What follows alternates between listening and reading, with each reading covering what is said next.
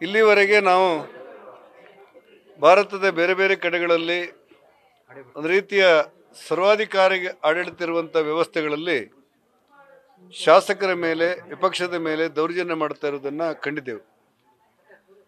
ಆದರೆ ಅಕ್ಷರಶಃ ಇವತ್ತು ಕರ್ನಾಟಕದಲ್ಲಿ ಸಿ.ಟಿ. ರವಿಯನ್ನು ಅಕ್ರಮವಾಗಿ ಬಂಧಿಸುವುದರ ಮೂಲಕ, ಶಾಸಕರೊಬ್ಬನ ಹಕ್ಕಿಗೆ ಚ್ಯುತಿ ತರುವುದರ ಮೂಲಕ, ಶಾಸಕರ ಮೇಲೆ ದೌರ್ಜನ್ಯ ಮಾಡುವುದರ ಮೂಲಕ ಒಂದು ಕೆಟ್ಟ ಸಂಪ್ರದಾಯಕ್ಕೆ ಕರ್ನಾಟಕ ಇವತ್ತು ಕೈ ಇಟ್ಟಿರುವುದನ್ನು ನಮಗೆ ನೋಡಲಿಕ್ಕೆ ಅವಕಾಶಗಳಾಯಿತು.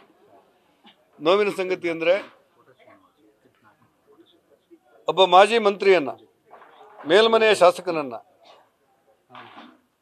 ಸಂಜೆ 6 ಗಂಟೆಗೆ ಭಯೋತ್ಪಾದಕರನ್ನ ಹಿಡಿಯುವ ರೀತಿಯಲ್ಲಿ ಹಿಡಿದು ಹೊತ್ತೊಯ್ದವರನ್ನ ಬಂಧನ ಮಾಡಿ ಇಡೀ ರಾತ್ರಿ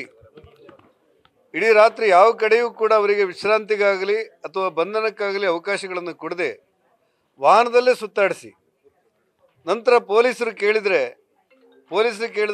ಹೇಳಿದ್ರಂತೆ ಅವರ ಭದ್ರತೆಗೋಸ್ಕರ ನಾವು ಅವ್ರನ್ನ ವಾಹನದಲ್ಲಿ ಸುತ್ತಾಡಿಸ್ತಾ ಇದ್ದೇವೆ ಅಂತೇಳಿ.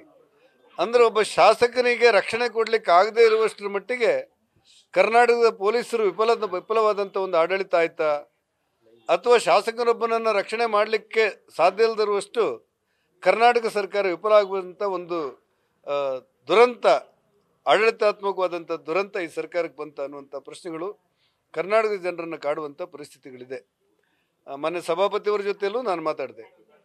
ಸಭಾಪತಿಯವರು ಅಧಿಕೃತವಾದ ಅವರ ಹೇಳಿಕೆಯಲ್ಲಿ ಏನು ಹೇಳಿದ್ದಾರೆ ಅಂತ ಹೇಳಿದರೆ, ನಾನು ಇಡೀ ಪ್ರಕರಣಗಳನ್ನು ನೋಡಿದಾಗ ಎಲ್ಲೂ ಕೂಡ ಕೆಟ್ಟ ಶಬ್ದ ಹೇಳಿದಂಥ ಮಾಹಿತಿಗಳು ನನಗೆ ಲಭ್ಯವಾಗಿಲ್ಲ ಅಂತೇಳಿ ಸಾರ್ವತ್ರಿಕವಾಗಿ ಅವರು ಪ್ರಕಟಣೆ ಕೊಟ್ಟಿದ್ದಾರೆ. ಸರ್ಕಾರ ಏನು ಹೇಳುತ್ತೆ ಅನ್ನೋದನ್ನು ಕೇಳುವಂಥ ಕುತೂಹಲ ಇಡೀ ರಾಜ್ಯದ ಜನತೆಗಿದೆ. ನಾನು ಸಿದ್ದರಾಮಯ್ಯನವರಿಗೆ ಆಗ್ರಹ ಪಡಿಸ್ತೇನೆ, ನೀವು ವಿರೋಧ ಪಕ್ಷ ನಾಯಕರಾಗಿ ಕೆಲಸ ಮಾಡಿದವರು, ಪ್ರಜಾಪ್ರಭುತ್ವದ ಮೌಲ್ಯಗಳ ಬಗ್ಗೆ ಭಾಷಣ ಮಾಡೋರು, ಬೇಷರತ್ತಾಗಿ ಸರ್ಕಾರ ಕ್ಷಮೆ ಕೇಳಬೇಕು ಅನ್ನುವಂಥ ಆಗ್ರಹವನ್ನು ಮಾಡಿ, ಶಾಸಕರ ಹಕ್ಕುಚ್ಯುತಿ ಏನೇನಾಗಿದೆ ಅವರೆಲ್ಲರ ಮೇಲೆ, ಇದಕ್ಕೆ ಯಾರ್ಯಾರು ಕಾರಣರಾಗಿದ್ದಾರೆ ಅವರೆಲ್ಲರ ಮೇಲೂ ಕೂಡ ಕ್ರಮ ಕೈಗೊಳ್ಳಲಿಕ್ಕೆ ರಾಜಕೀಯ ಪಕ್ಷವಾಗಿ ನಾವು ಒತ್ತಾಯ ಮಾಡ್ತೇವೆ. ಮುಂದಿನ ದಿನಗಳಲ್ಲಿ ಕಾಂಗ್ರೆಸ್ ಪಕ್ಷ ಇದರ ಫಲವನ್ನು ಉಣ್ಣುತ್ತೆ ಅಂತ ನಮಗನ್ಸುತ್ತೆ. ನ್ಯೂಸ್ ಫಸ್ಟ್, ನಿರ್ಭೀತಿಯಿಂದ ನಿಮ್ಮ ಪರವಾಗಿ.